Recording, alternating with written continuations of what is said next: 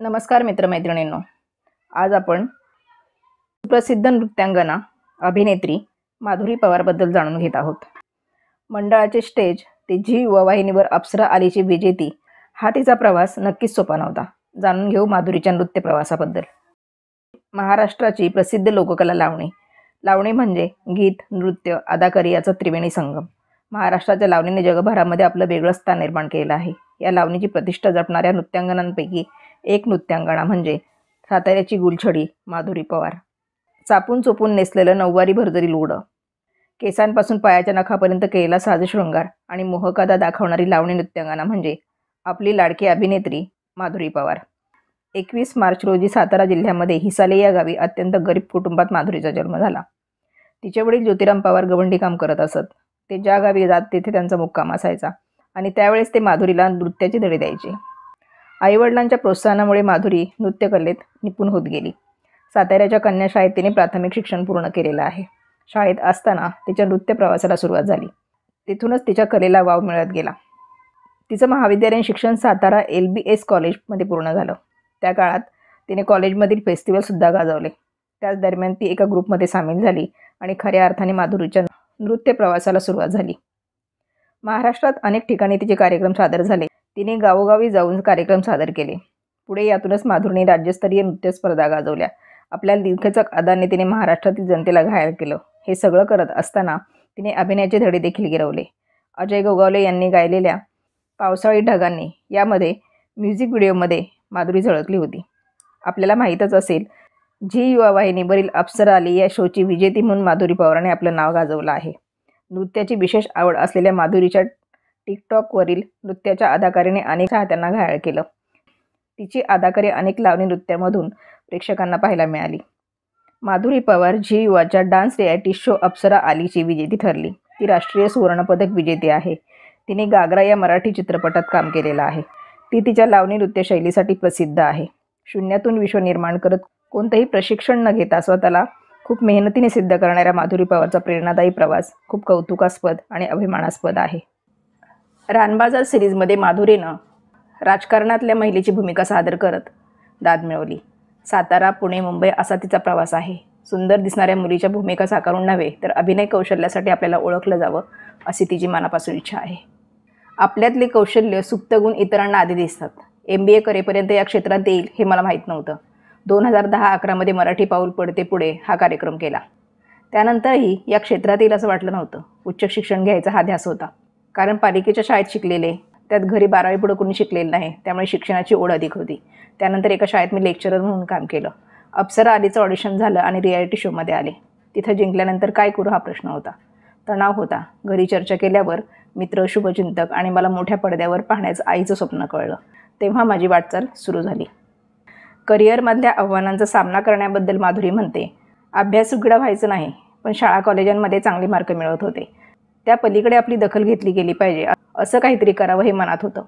खेळ, चित्रकला, नृत्य या सगळ्यात आपण चमकावं हा विचार कायम मनात यायचा. त्यात मी टॉमबॉयश होते. माझा घरातला वावरही चौकटी पलीकडचा होता. मुलगी म्हणून अमुक करू नको हा संस्कार माझ्यावर कधी झालाच नाही. सावळ्या मुलीला खूप गोष्टी सहन कराव्या लागतात असं तेव्हा वाटायचं. कारण गँगरिंगमध्ये सुंदर मुलींना पुढं उभं केलं जायचं. कृष्णाचा रंग सावळा हे ध्यानी ठेव असं आईने एकदा सांगितलं. पुढं कॉलेजमध्ये पुन्हा या न्यूनगंडानं डोकं वर काढलं. जेव्हा 2016मध्ये मी मिस सातारा हे स्पर्धा जिंकले तेव्हा तुझा रंगमंचावरचा वावर सुंदर, तुझे फीचर्स छान असं परीक्षकांनी सांगितले. तेव्हा ही मानसिकता बदलली. बॉडी शेमिंग आणि नाकारलं जाण्याबद्दल माधुरी म्हणते, 10 वर्षापूर्वी एका रिॲलिटी शोमध्ये माझं सादरीकरण आवडूनही मला बाद केलं गेलं. चांगलं नृत्य करूनही तू डावलली गेलीस कारण त्या मुली अधिक सुंदर आहेत असं मला तिथल्या एका व्यक्तीने सांगितलं. इंडस्ट्रीत हेच पाहिलं जातं. तुम्ही ऑनस्क्रीन कशा दिसता, प्रत्यक्षात कशा दिसता.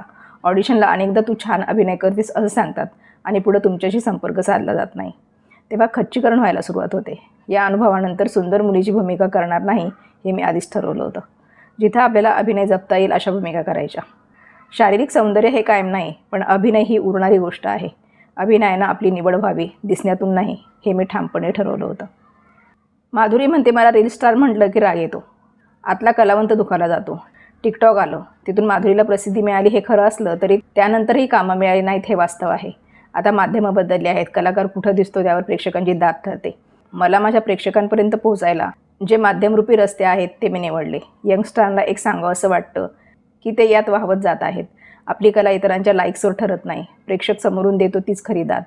मोबाईलचा पडदा किंवा रील्सवर तुम्ही फेमस झाला की तुम्ही कलाकार झाला असं होत नाही. हे मनोरंजन आहे. तुम्ही कलावंत झालात यावर शिक्कामोर्तब नाही.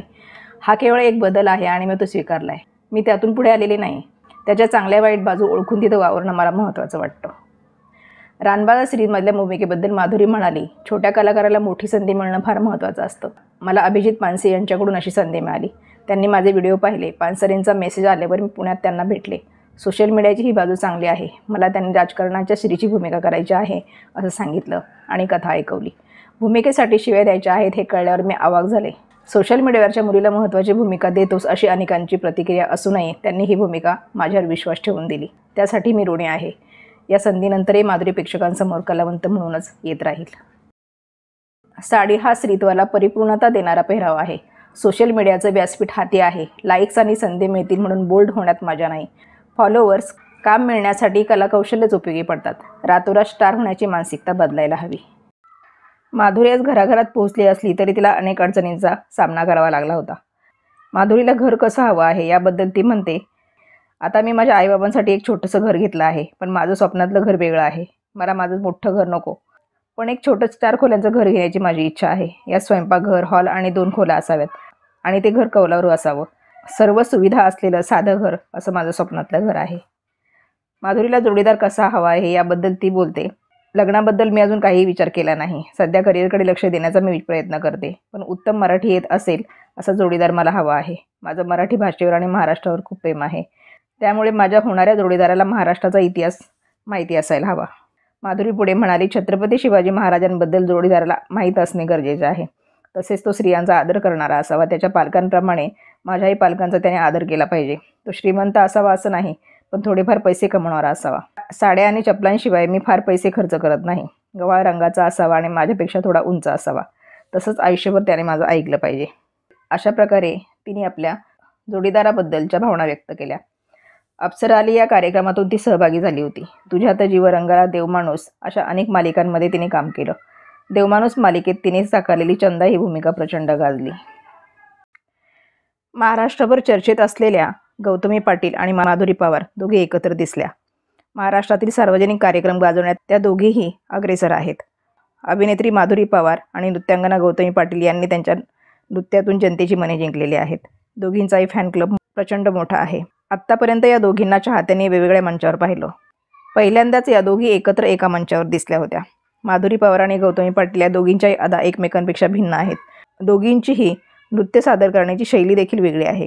दोघींची क्रेज जास्त असली तरी या कार्यक्रमात गौतमीच्या डीजे शोवर माधुरीची मराठमोळी लावणी भारी पडली. माधुरीने तिच्या जिद्दीने आणि मेहनतीने यश कमवलं. स्वतःच्या कलेच्या बळावर माधुरी पवारांनी स्वतःचं स्थान निर्माण केलेलं आहे. लावणी हा महाराष्ट्राची लोककला आणि लावणी नेमकी काय असते हे लावण्यवत माधुरीपेक्षा चांगलं कोणाला माहीत असणार. दिलखेचक अदांनी लावणी करणारी माधुरी ही महाराष्ट्राची आवडती अभिनेत्री नृत्यांगना आहे. या कार्यक्रमात माधुरीने सिद्ध करून दाखवलं. माधुरीने सादर केलेल्या लावणीला मोठ्या प्रमाणात प्रचंड प्रतिसाद मिळाला. तिचं कौतुक देखील झालं. ऑक्टोबर महिन्यात माधुरीच्या भावाचं निधन झालं. भावाच्या आठवणीत व्याकुळ होत माधुरीने लिहिलं, मी नक्कीच गेल्या जन्मी पुण्य केलं असणार म्हणून या जन्मी मला तुझ्यासारखा भाऊ मिळाला. पण तुझ्यासोबत आयुष्य अजून जास्त जगायला नक्कीच आनंद झाला असता. जिथे कुठे असशील तिथे देखील सगळ्यांना हसत खेळत ठेवशील याची मला खात्री आहे. माझ्या करिअरमध्ये तुझा सर्वात जास्त मोलाचा वाटा होता. मला एका मोठ्या उंचीवर तुला पाहायचं होतं. तुझी ही इच्छा पूर्ण करण्यासाठी मी नक्की अजून मेहनत घेईन आणि कामाची जोमाने सुरुवात करेन. तुझी साथ, तुझं प्रेम, तुझा पाठिंबा माझ्या पाठीशी तसाच कायम ठेव. पण तुझी उणीव माझ्या मनात आणि आयुष्यात कायम असणार अक्षू. अशा हृदयद्रावक शब्दांनी भावाच्या आठवणीमध्ये माधुरीला अश्रू अनावर झाले होते. माधुरीला तिच्या पुढील वाटचालीस हार्दिक शुभेच्छा.